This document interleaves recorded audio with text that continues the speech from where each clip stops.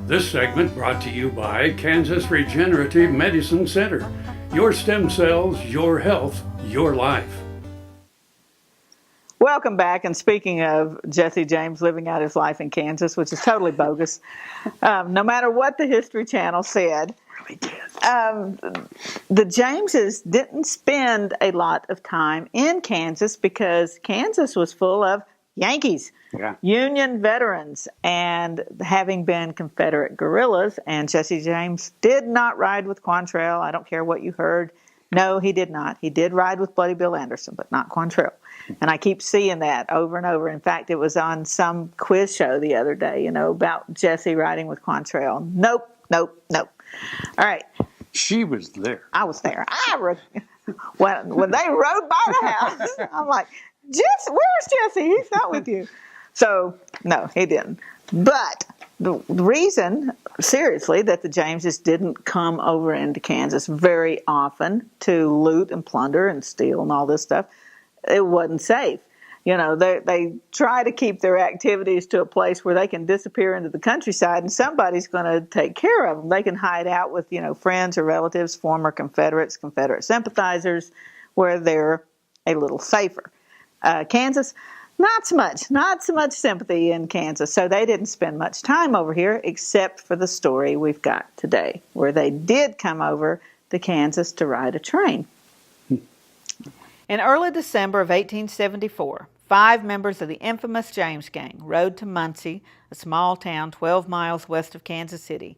Their target was a Kansas Pacific train carrying a Wells Fargo safe. At Muncie, they robbed the Wells Fargo safe on a train that had been halted on the tracks. A gold watch belonging to a messenger was returned to him with the explanation that it was personal property. The gang rode away with a wave and a shout. "Goodbye, boys. No hard feelings. We have taken nothing from you." The state of Kansas and the Kansas Pacific Railroad joined Wells Fargo in offering rewards.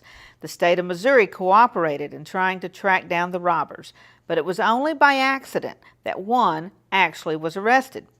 William Bud McDaniel, a.k.a. McDaniels, was the son of a Kansas City saloon keeper and had a brother who also rode with the James Gang. Just days after the robbery, he was stopped by a police officer for rowdy behavior and public drunkenness. McDaniel was carrying 4 revolvers, 6 dozen cartridges, over $1,000, and some jewelry from the safe. He was sent to Kansas to stand trial. This was not completely welcome news in Kansas City, where officials were intimidated by the James Gang and generally willing to look the other way. In fact, McDaniel had been drinking with the chief of police on the day of his arrest. McDaniel was jailed in Lawrence, Kansas, enough distance from the Missouri border to be considered safe, but he escaped from the Douglas County Jail with 3 other men, arms, ammunition, and horses. The deputy sheriff quickly assembled a posse, and by the following day, McDaniel and another prisoner had been tracked down. Lewis Berman, a local farmer known as a good shot, described what transpired for the Lawrence Republican Journal. "I had been harvesting Monday, and soon after midday I met Constable Phillips, who told me he had just seen McDaniels and Dunn seated on a log a short distance off. I ran back to my house, got out my rifle, an old squirrel gun, and started in pursuit. I ran about a quarter of a mile. When on coming to an open space, I saw the 2 men. They saw me at the same time, and McDaniel slipped from his horse and brought his gun to his shoulder. I took quick aim and fired. He felt the shot and almost fell forward on his face, but recovered himself immediately, pulling the trigger at me, the ball whistling over my head. Then he mounted, and together the 2 men dashed into the woods."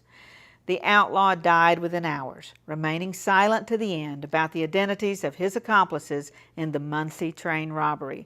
The old squirrel gun that killed McDaniel, actually a German Schutzen rifle, remained in the Berman family until 1958, when Lewis's nephew donated it to the Kansas State Historical Society. It is in the collections of the Society's Kansas Museum of History, who shared this account.